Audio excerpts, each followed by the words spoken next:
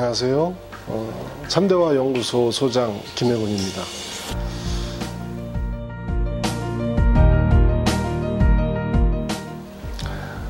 책을 읽는 재미는요, 우선 첫 번째로 내가 만나고 싶은 사람들을 만날 수 있다는 겁니다. 옛날 사람도 만날 수 있고요, 또 장소상 멀리 떨어져 있는 사람도 그 책을 통해서 그의 마음을 읽을 수 있다는 거지요. 재밌지 않습니까? 그리고 또 한 가지는요, 우리 궁금증을 해결해 주는 아주 중요한 통로가 된다는 겁니다. 그래서 우리 궁금한 게 있으면 우리 어디서 물어보나요? 인터넷으로 금방 검색하면 나온다고요? 그렇죠. 아주 가볍고 표면적인 것들은 그렇게 쉽게 물어볼 수 있습니다. 그래서 그렇게 쉽게 얻는 지식들을 우리는 운전수 지식이라는 말이 있어요. 그냥 가볍게 들은 말로 기억하는 것들을, 그리고 그냥 표면적인 그런 내용들의 지식을 의미하는 겁니다. 그런 게 아니라 좀 더 깊이 있고 좀 폭넓고 다양한 곳에 적용할 수 있는 그 무게가 있는 그런 지식들과 지혜들은 책을 통해서 얻을 수밖에 없거든요. 그와 같은 궁금증들을 우리가 얻을 수 있는 통로는 역시 책입니다. 저는 어렸을 때 나 아버지의 아버지는 누구지? 이런 궁금증이 있었어요. 할아버지를 본 적이 없었거든요. 그리고 그런 계속되는 궁금증들을 해결하기 위해서 그동안 책을 봤고요. 그런 책들이 종교에 대한 관심, 철학에 대한 관심, 심리학에 대한 관심, 그렇게 이어지게 되고, 그래서 지금까지 내가 하는 일이나 또는 관심 있는 것들에 대해서 탐구할 수 있도록 그렇게 마련해 준 것 같아요.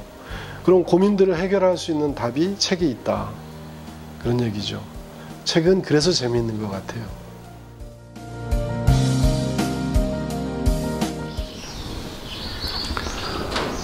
책을 가까이 두어야 되는 이유는요, 우린 자꾸 잊어버리기 때문이에요. 우리 기억력이 그렇게 좋지 않거든요. 그래서 쉽게 잊어버리는 것들을 막을 수가 있어요. 책을 가까이 둠으로 해서 그 책을 바라보면서 읽었던 그 내용들을 연상해낼 수가 있습니다. 그래서 좋지요. 그 다음에 이제 또 어떤 상황이 바뀌거나 필요할 때, 아이디어가 필요할 때 가까운 곳에 있을 때 얼른 참고할 수가 있죠. 내가 뭔가 생각을 해냈는데 그냥 머리에서 맴돌 뿐 뭔가 정리되어 있지 않은 상태이거나, 또는 또 새로운 어떤 생각이 필요할 때, 참고하고 싶을 때 멀리 있으면 귀찮아서 잊어버리게 돼요. 귀찮아서 조금 이따 해야지 이렇게 하다 보면 잊어버리죠. 그래서 그냥 정말 소중한 어떤 자기 생각들이 흘러가 버리는, 그럴 수가 있습니다. 가까운 곳에 이렇게 책을 두고 필요할 때 얼른 참고할 수 있고, 또 자기 생각들을 새롭게 상황에 따라서 이렇게 변해가는 자기 생각들을 정리할 수도 있습니다. 그래서 저도 일상에서 보면 내가 움직이는 이런 곳에 여기저기에 이렇게 책을 몇 권씩 두고 그때그때 필요한 대로 보고 이렇게 합니다. 내게 굉장히 소중하다고 생각하는 책은 오랫동안 옆에 두고요, 또 가볍게 읽을 책은 또 짧은 시간 동안 옆에 있고 이럴 겁니다. 오래 있건 짧게 있건 간에 모두 내 생각을 정리하는 데 도움이 됩니다. 우리 습관적으로 그래서 책을 옆에 가까이 두고 이렇게 지내는 게 유익할 거라고 생각을 합니다.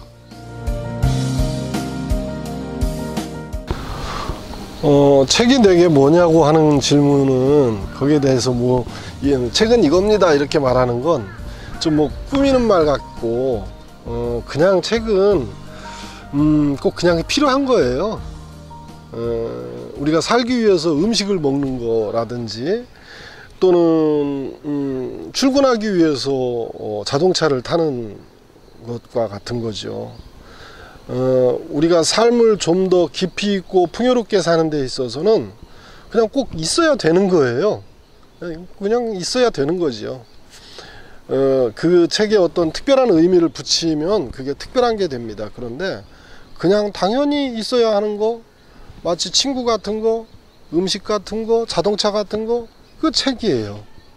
그게 우리는 무슨 책을 읽는 게 마치 특별한 무슨 일을 하는 것처럼 생각하는 경향이 있습니다. 그게 아니고 우리 삶에서 우리가 좀 더 풍요롭게 깊이 있게 가치 있게 살아가는 데 있어서 꼭 필요한 그냥 꼭 있어야 하는 것, 밥 먹을 때 숟가락이 있어야 되는 것 같은 거, 우리가 산책을 할 때 신발이 있어야 되는 거, 그런 것과 같은 거지요. 그냥 있어야 하는 것, 그런 게 책이라고 생각합니다. 네.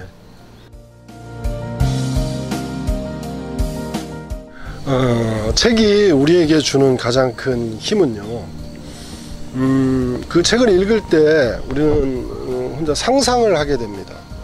그 상상하고 자기 혼자 스스로 그린 그 이미지, 그것은 오직 자기 겁니다.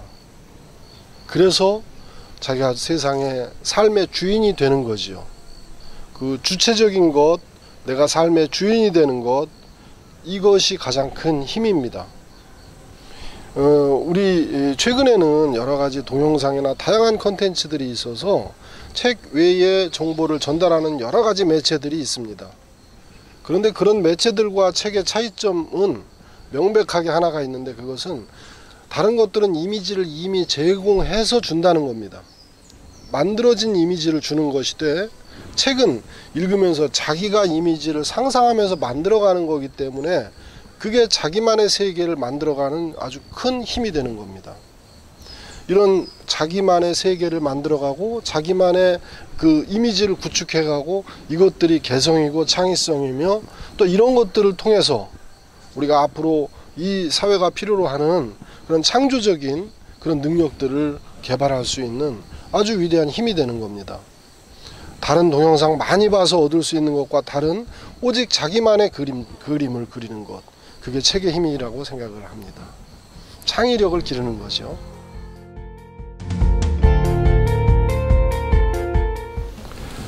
여러분에게 소개시켜 드리고 싶은 책은요, 아주 여러분 잘 아는 책입니다. 어린 왕자, 생텍쥐베리의 어린 왕자입니다. 어른들도 읽는 이 어른 동화 같은 책이고 철학책인 것 같기도 하고요. 또 청소년 여러분들이 보셔도 굉장히 재미있는 책입니다.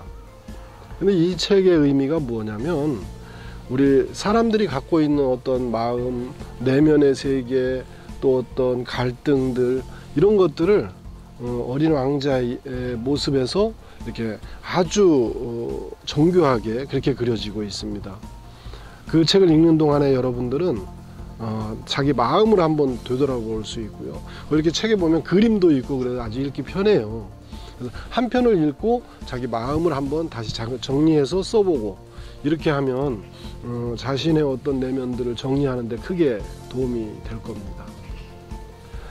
그리고 또 한 권은, 또 이건 역시 여러분 아마도 많은 사람들이 읽었을 텐데, 청소년 여러분들이 읽어야 될 꼭 중요한 책인데요. 죄와 벌입니다. 도스토옙스키가 쓴 책인데 조금 책이 두껍긴 해요. 그렇지만 고전 중에 고전이고, 이건 역시 이렇게 고민하는, 고뇌하는, 깊이 사색하는 그런 한 청년의 모습을 통해서 과연 우리의 삶에서 어떤 것이 중요하고 무엇을 지향해야 되는지에 대한 그런 고민들을 보여주고 있습니다. 고전이 우리한테 주는 그 의미라고 한다면, 그런 명작들 속에서는 굉장히 다양한 상상을 할 수 있고요. 또 우리가 깊이 곱씹어 볼 만한 메시지를 그 책들이 담고 있습니다.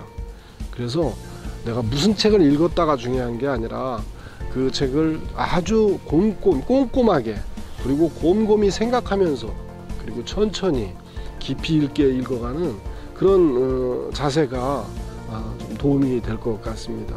두 권 소개해 드렸습니다.